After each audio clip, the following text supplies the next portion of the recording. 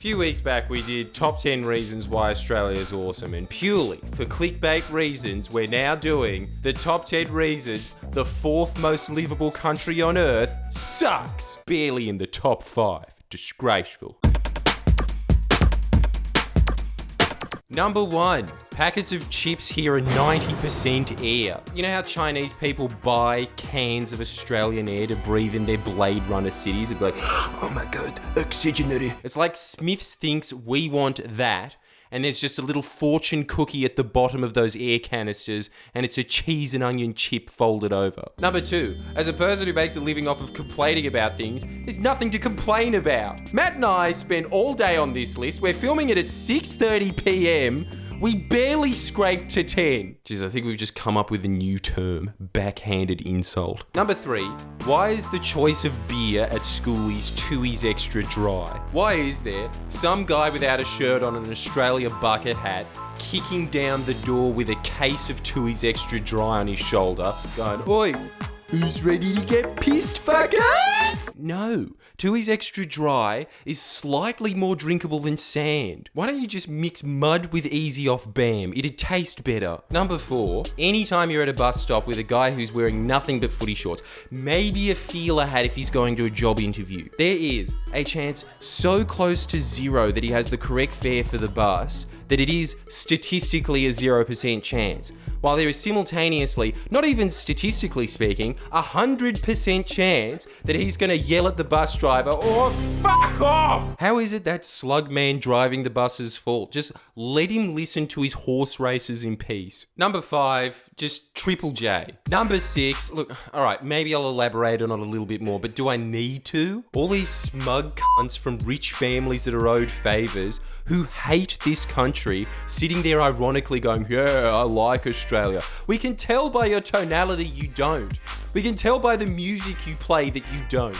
You hate this country. Just fuck off to London already. This is all you need to know about how much Triple J represents Australian culture. They banned Cursor from the Hottest 100. Love him or hate him, he is an Aussie hip-hop artist that doesn't have that annoying, wacky, inflatable arm voice of going, I'm having a barbecue where there's some fish and chips there. That's not a rap style. That is just having a voice that should be in a toy for 5-year-olds. And having the gall to say it's because, hey, unlike any other rapper on earth, says derogatory things about women. Okay, so number 1 place, Kendrick Lamar. Give all the tax money to Cursor so he can curate Australian music from now on. The fact that the most privileged cunts on earth, kids of bureaucrats that are paid to sit there and be bad at their job. Who thinks that this is a good announcer voice?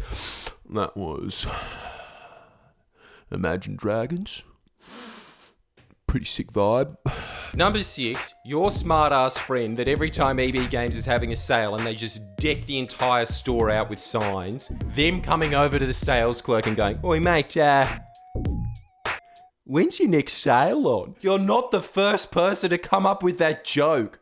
A 12-year-old came in a minute before you and said that. Number 7, the fact that the 1984 equivalent of committing a thought crime here is when your friend comes in and goes, oi, you keen for a swim? And if you say no, it would take him a beautiful mind level of mathematical equations to figure out that you said anything other than yes. Sorry, this is just a personal vendetta between Torbs from Yilmaz and me. Torbs, I don't like swimming that much. Number 8, when a deputy school principal's going to learn that no matter how many times they get up in assembly, particularly during the hot summer months, and say, let me make one thing clear, uniform is a requirement. If you do not have your uniform on, you have to get a uniform pass. It's not going to sink in. There's always going to be some skinny little dipshit kid who at recess doesn't wear a hat and thinks he's like James Dean in Rebel Without a Cause for doing so. But it's like, dude, we get it. Your parents got a divorce. So did half the other kids. Just wear the hat. Number 9, why is there this deep state government quota to ensure that there's exactly one mosquito buzzing around in everyone's bedroom as soon as they turn off the light? It's like that sound is there to remind you that no, you haven't died and gone to heaven living in Australia because there's this.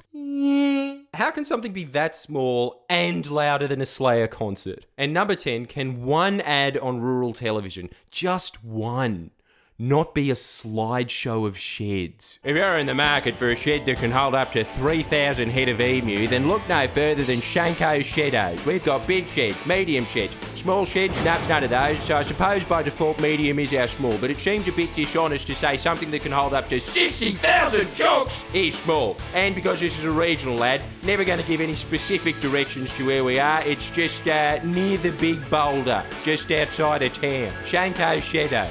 You know where it is. But seriously, if you're grateful that you live in such a fair dinkum country, give this a like and come see my show Why John Howard Really Sucked. That is number 11. John Howard really sucked. Find out why by paying money. Please share and comment below. Comment.